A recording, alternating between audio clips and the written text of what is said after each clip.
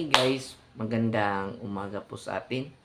Yan po guys, mamayang gabi is doon tayo matutulog sa bukid kasi hintayin natin yung mga flower bloom yung mga dragon fruits natin. Kaya bago tayo dyan, intro muna tayo sa ating YouTube channel.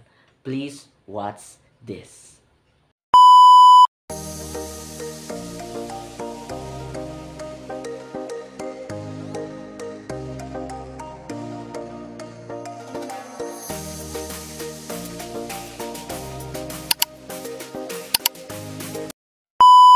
Yan guys, ito po yung ipopollinate natin mamaya. Kukuha tayo ng pollination dito kasi magpa-flower bloom na po ito mamaya.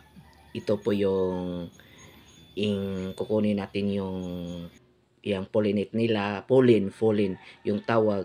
Tapos may variety po tayo na kailangan siya ipollinate kasi hindi siya mabubuong bunga kapag hindi natin siya ipopollinate. Kaya asahan natin mamayang gabi is magpa-flower bloom na po ito.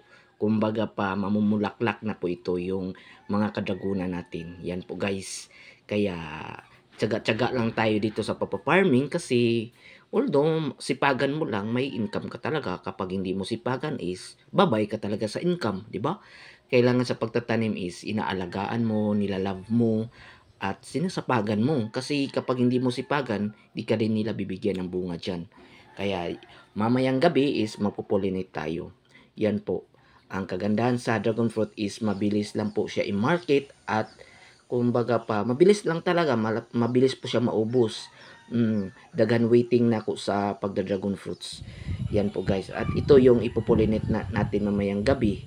Pag lumaki na yan, ang pollen na kinuha natin ay ita-transfer natin yan para magkaroon siya ng bunga.